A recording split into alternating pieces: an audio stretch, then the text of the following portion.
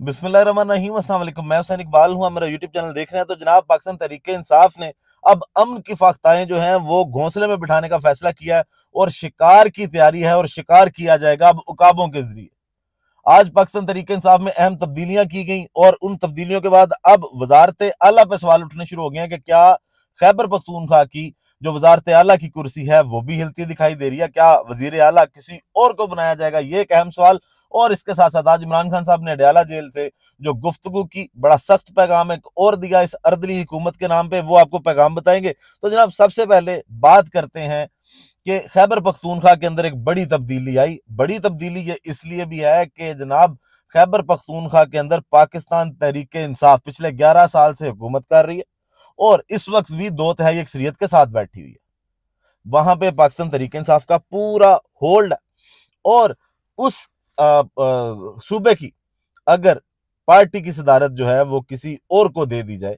आज जनाब, अली मीन गंडापुर साहब से ओहदा ले लिया गया सदर पाकिस्तान तहरीक इंसाफ खैबर पख्तूनख्वा का, और ये ओहदा लेके दिया किसको गया? जुनेद अकबर साहब को। तो ये एक वाज़े पैगाम है कि इमरान खान साहब की अब अगली तैयारी जो है वो उकाबों से शिकार करने की है। अब यूं लगता है कि वो जो अली मीन गंडापुर साहब या अमन की फाख्ताएं, जो बातें तो बहुत करती थी। अली मीन गंडापुर साहब जिस तरह कहा करते थे कि जनाब, मैंने भी गॉडफादर देखी है, हम देख लेंगे, हम आएंगे, लेकिन जो एहतजाज का इख्तिताम होता था ना, उसमें हमेशा वो मुतनाज़ होते थे कि अली मीन गंडापुर साहब किधर गायब हो गए, क्यों ये मारगला की पहाड़ियों और 12 जिले क्रॉस कर करके वापस खैबर पख्तूनख्वा जाते थे। तो अब जनाब, इसके साथ साथ एक और कॉन्फिडेंस था अली मीन गंडापुर साहब का। वो ये समझने लग गए थे कि I am the second man in PTI, कि इमरान खान साहब के बाद मेरी अब से चलेगी, मैं जो कहूंगा उससे पार्टी चल रही है। और आपको बताया था कि चल भी अब उन्हीं के अहकामात से रही है। तो वो ज्यादा शायद ओवर कॉन्फिडेंट हो गए थे, तो वो भी एक मैसेज उनको दिया गया कि जनाब अभी जरा ठंडे हो जाएं, आप वजीर आला हैं, आप वो वादे पूरे करें जो अवाम के साथ पाकिस्तान तहरीक इंसाफ ने किए हैं। आप ना हुकूमत को टाइम दे पा रहे हैं, ना ही आप पार्टी को टाइम दे पा रहे हैं। तो अब आप अवाम को टाइम दें, अवाम से किए हुए वादे पूरे करें, और पार्टी की जो खैबर पख्तूनख्वा की सदारत है वो जनाब मिल गई है जुनेद अकबर साहब को। अब जुनेद अकबर साहब ये वही जुनेद अकबर साहब है जिनको बार बार गिरफ्तार किया गया और उन्होंने कहा कि जनाब मेरी आप जान भी ले लेंगे ना, तो मैं इमरान खान को नहीं छोड़ूंगा। अब दूसरा अहम ओहदा कल, एक तो इमरान खान साहब की हिदायत पे और पाकिस्तान तहरीक इंसाफ की जानिब से जो नाम दिया गया था जुनेद अकबर साहब का, उनको चेयरमैन पीएसी भी बनाया गया, पब्लिक अकाउंट कमेटी के वो चेयरमैन बने। और आज उनको ये खैबर पख्तूनख्वा के अंदर एक बड़ा ओहदा जनाब ये मिला है। तो इससे अंदाजा ये हो रहा है कि इमरान खान साहब किसी बड़े मैच की तैयारी में है और ये मैच मार्च में शुरू होने के इशारे मिल रहे हैं कि जनाब, अब क्योंकि मुज़ाकरात सबने देखा कि उसके अंदर से जो कुछ भी निकला है वो फायदा कोई नहीं था। उस पर अलहदा से पूरी वीडियो करेंगे। लेकिन यहाँ पे अगर बात करें कि अब अगर मुज़ाकरात से या अमन की फाख्ताओं से बात नहीं बनी, तो फिर जनाब वो शिकरे निकाल लिए गए हैं, उकाब निकाल लिए गए हैं कि अब इनके जरिए मैच खेला जाएगा, शिकार किया जाएगा। तो जनाब, इसके साथ साथ लाहौर में कहा यह जा रहा है कि आलिया हमजा साहबा जो हैं उनको भी एक बड़ा कोई इंतजामी ओहदा, तंजीमी ओहदा पार्टी में दिया जा रहा है, और वो हमाद अजहर साहब ने उसकी मंजूरी भी दे दी है। अब जनाब कहा यह जा रहा है कि वो राब्ता कमेटी की सरबराह होंगी पाकिस्तान तहरीक इंसाफ की पंजाब के अंदर, और इससे पहले उनको भी बहुत डराया धमकाया गया, पंजाब छोड़ने की भी बातें की गई, लेकिन वो भी आयरन लेडी हैं, उन्होंने भी साबित किया। जिस तरह उन्होंने जेलें काटी, और फिर नून लीग जो है वो अब एक बयानिया बना रही है कि जनाब ये 9 मई वालों को आगे किया जा रहा है। ठीक है, तो जिन्होंने पाकिस्तान तहरीक इंसाफ के लिए कुर्बानियां दी, आज इमरान खान साहब अगर उनको ओहदे दे रहे हैं तो उनका हक बनता है। इस पे इतना चीखने, रोने या चिल्लाने वाली क्या बात है?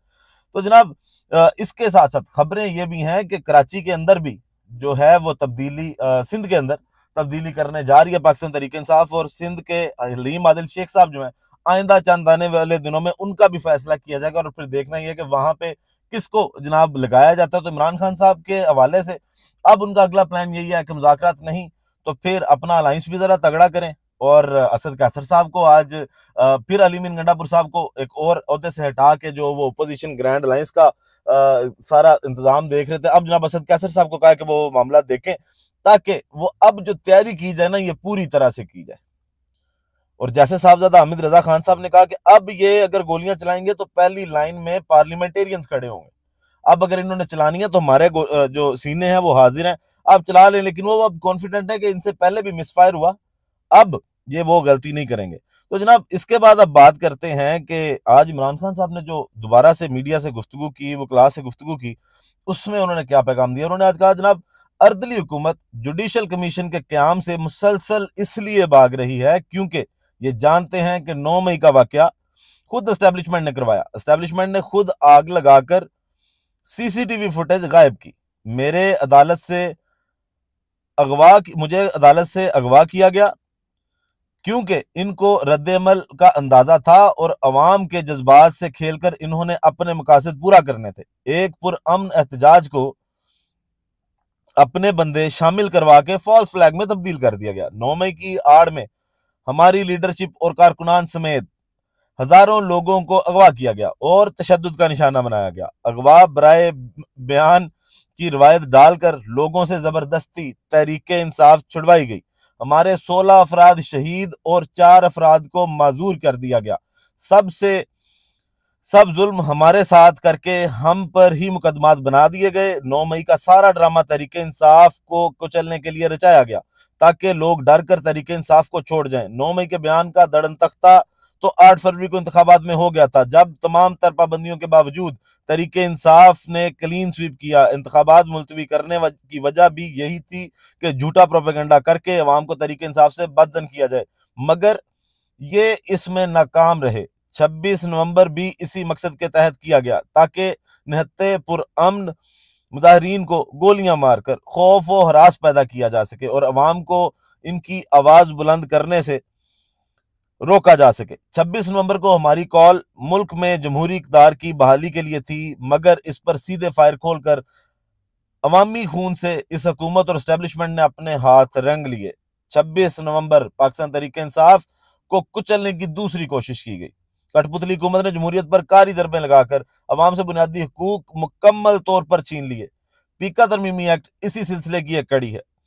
पहले आज़ाद मीडिया का गला घोंटा गया, अरशद शरीफ का कत्ल किया गया, सहाफियों को अगवा किया गया, इनको तशद्दुद का निशाना बनाया गया और सोशल मीडिया पर पाबंदियां आयद कर दी गई।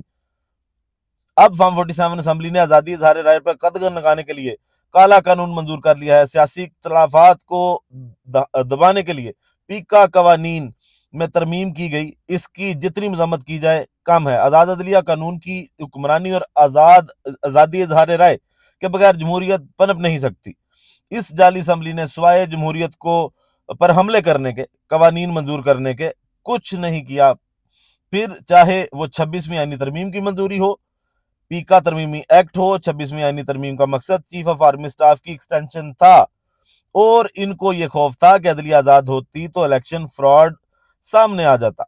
अपनी जाती फवायद के लिए अदलिया की खुद मुख्तारी को सलब कर दिया गया।